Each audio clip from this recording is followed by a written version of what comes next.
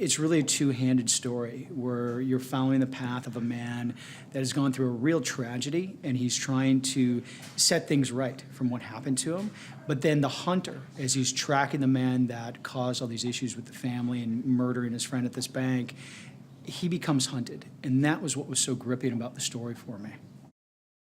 The screenwriter, Bryce, was really tremendous, and when we looked at the original draft, we were going to be moving the location from Pittsburgh to where we're filming now in Cincinnati, Ohio.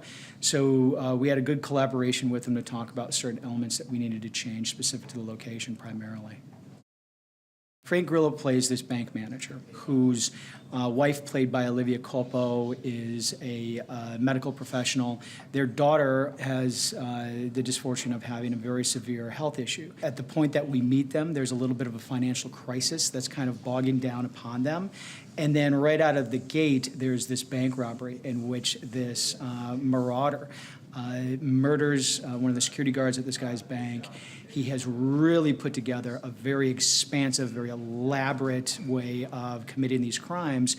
So our hero, played by Frank Grillo, partners up with his next-door neighbor, who's former law enforcement, and they work to kind of reverse engineer all of these little bits and pieces, and that sets things in motion where now, again, that hunter has now become the hunted. Great question. I know Frank and, I know Bruce was already attached, and then I had a great opportunity that the producers, Emmett, Furla, brought in Olivia Culpo. And I mean, I was extremely impressed with how much work she had done, how much preparation she knew, and that you'll see in this film, all the business, all the ins and outs from, doing the finger testing, the blood testing.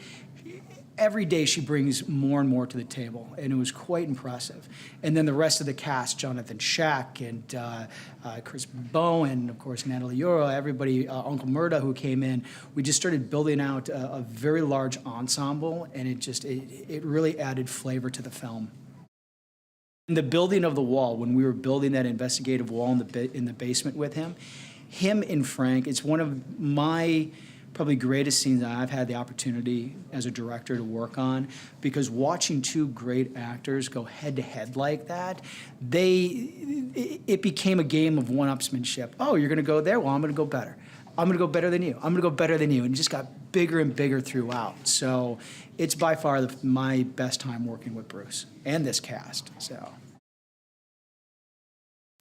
I'll tell you this, Frank exceeds all expectations. His talent and his professionalism is just phenomenal. And I'll tell you, every actor here, every person that's in this crew, he elevates you to want to step outside of your comfort zone, and you really never know how far you're gonna get in life until you really exceed what your expectations were, and that's Frank. When he turns it on, he is just such a phenomenal talent, and it's been an absolute pleasure to work with him. This is, I believe, my third time I've also been working with Johnathon, and Johnathon and I spent a little bit more time behind the scenes pre-building his character, because originally, again, if we were going to shoot this in Pittsburgh, it would have been a little bit different, but here in Cincinnati, in Ohio, we built the foundation with the factory around his family, around that past life, and bit by bit, Johnathon and I were constantly poking each other on a daily, if not bi-weekly basis about his character. So what you see with Johnathon is something that he has been developing for quite a while. On our first couple of weeks, there was a lot of action that we were shooting, but I brought in a phenomenal stunt team, and the professionalism of these individuals was just through the roof. We did that chasing that you're gonna see, that motorcycle versus police sequence, and we had blocked it out, and the guys that we brought in, Jan Dron, Don Abatello, the stunt coordinator, and Chick Barnhart and his team, they just blew it through the roof. Well, you just let those guys play, and I said to the team, I said, guys, this is a full second unit day. I'm sitting back, I'm letting him do his thing. This is the most beautiful city I've ever had a chance to film in, by far. The architecture is through the roof.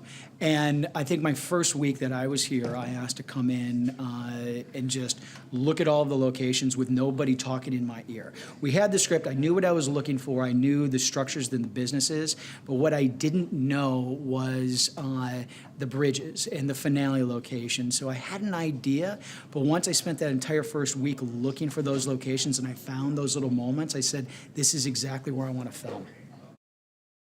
It's going to keep you guessing. It's going to keep you guessing. And the one thing I want you to do, go back and watch it a second time. Because when you do it, you see it that second time, you're going to see things that I put in a lot of red herrings. There's a lot of pieces in every frame of this film. There is something going on that's connective tissue. And when you see it the second time, I never saw that before. You'll see these little pieces, these little red herrings. Every one of those was meant to be there for a reason. Some people are going to pick up on it, some people aren't. But when you look at it the second time or the third time through, you'll say, I'm glad I did.